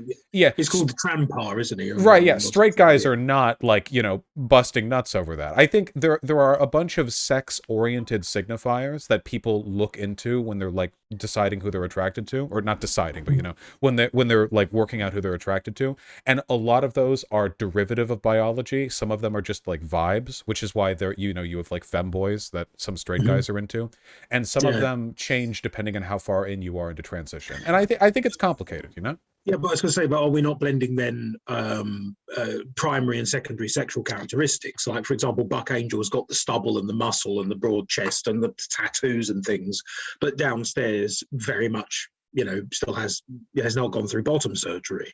So yeah, okay, maybe so a straight woman might be attracted to Buck Angel if they didn't know who Buck Angel was, but when it comes to horizontal naughtiness, whatever you want to call it, they're appointed because they don't. Buck Angel doesn't have what a straight woman is typically looking for. Typically, so are we no. not in date? Are we not? I mean, there are obviously women who are prepared to go either way, but then I would argue that those women are bisexual because they're comfortable with either sexual configuration, for want of a better phrase. I mean, it's difficult to put down precisely. I mean, the conflation of primary and secondary sexual characteristics isn't anything new, though, right? Because femboys and muscular women have both been long sexualized, like, those are like those are well configured in the annals of pornography in terms of who people are into. Like, obviously a muscular woman, like a weightlifter woman, those are secondary sexual characteristics that are definitely in line with masculine presentation. For the most part, you have to work very hard as a cis woman to get muscular. That's why a lot of them have to do T, because they don't naturally produce the testosterone to build protein, bind protein to make muscle. Yeah, absolutely. Right, and a lot of people are into that. And you've got femboys, right? And a lot of these femboys have hip to waist ratios that would shame cis women. They've got ridiculous, they've got curves, and they also have they're big floppy dicks. I think that sexuality is complicated. Is it? I don't know if you need to be bi to be into a trans woman. No, I mean no, that's specific, because obviously it excludes like pansexual people and people like that, doesn't it? So and I'm biased because I can't even form a strong distinction because I am pan. So I don't even know, like, I wouldn't know. All I know is that at the end of the day, you do have trans women on the straight side of Pornhub. So whatever lines people are falling on, it seems like with some variants, people tend to be attracted to trans people in line with their gender broadly, Hmm. But that can vary, you know, and I think as long as people are being treated well, I don't think there's anything transphobic about genital preferences, by the way, you know. If you're not into dick, you know, that's life. I don't see any sense in Well, you arguing can't over really it. help that, can you? It's not a conscious or conscious political choice to shun the schlong. It's you know, you're either into that or you're not. You know, it's a biological imperative or an impulse. It's nothing to be. You can't be chastised for it any more than you can't be chastised for being. You shouldn't be chastised for being gay. You know, it's a natural state of being, a condition. Yeah. So if you are exclusively homosexual, it's no good, you know, sending them to, you know, as we used to arrest them and send them to prison. It's like, why are you arresting? You know, they're not doing any harm, and it's their nature. What is the point of this? It makes no sense. It solves nothing, and it's not like it cures them. It's not like they spend 5 years inside and then come out cured of their gayness. It doesn't make any sense. It doesn't work that way. So yeah, there we go. No, I think, you know, it's as long as people aren't weird about like being disinterested in it, you know. It's, and I think trans women would generally prefer to be with people who are okay with women with dicks. You know, it's at the end of the day, like arguing over other people's attraction is kind of wasted time, because what are you looking for at the end of the day, right? Like begrudging acceptance. I mean, surely that's not somebody you want to have sex with, right? Somebody who's like, well, exactly. So okay, I will put up with your penis is not exactly an endearing or romantic statement, is it? I mean, yeah, there we go. Yeah, we're cut. I think we've done it. We overcame a myriad technical issues. Right. Okay. Well, I mean, so if you don't want to say it, well, I'm just going to say it's been lovely to speak to you again, Vaush. It's been. I hope we do this again. I'm going to have to invest in Discord, I think, because although I admire your Zoom. Your Zoom abilities. It's a cheap investment, you know. It's you know, the stark cost of free. I would be delighted to talk with you in the future. Never used Discord in my life, but then I've never been on 4chan either, and apparently I don't want to be. No, so I don't know. I don't know these things. I know people are going to call me a boomer, even though I'm a millennial, but never mind. I don't understand the internet, Vaush. That's my biggest problem. I don't understand it. So, yeah, I mean, it's been a pleasure to talk to you again. I hope we talk again soon. Oh, one last question before the time runs out. Right. Have you painted any of your Adeptus Mechanicus models? Yeah, I've only got not even half of them. But we've got the Walker over there, a Captain. Find a model. Show me. Come on. Show me. No, I'll bring him up close. Here, we've got 60 seconds. Hold on. Hold on. Let's do it. Come on.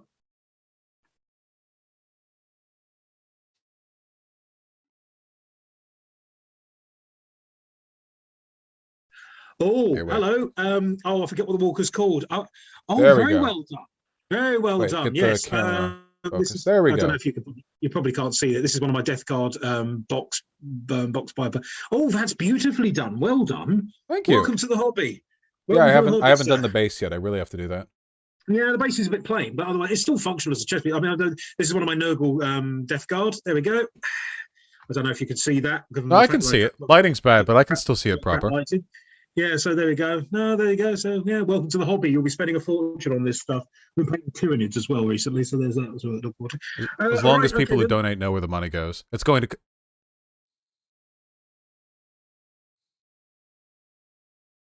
Well, I really enjoyed that conversation. You know, I feel like so often when we have conversations about trans issues, I feel like I'm arguing with like paid propagandists whose job it is to seed hate.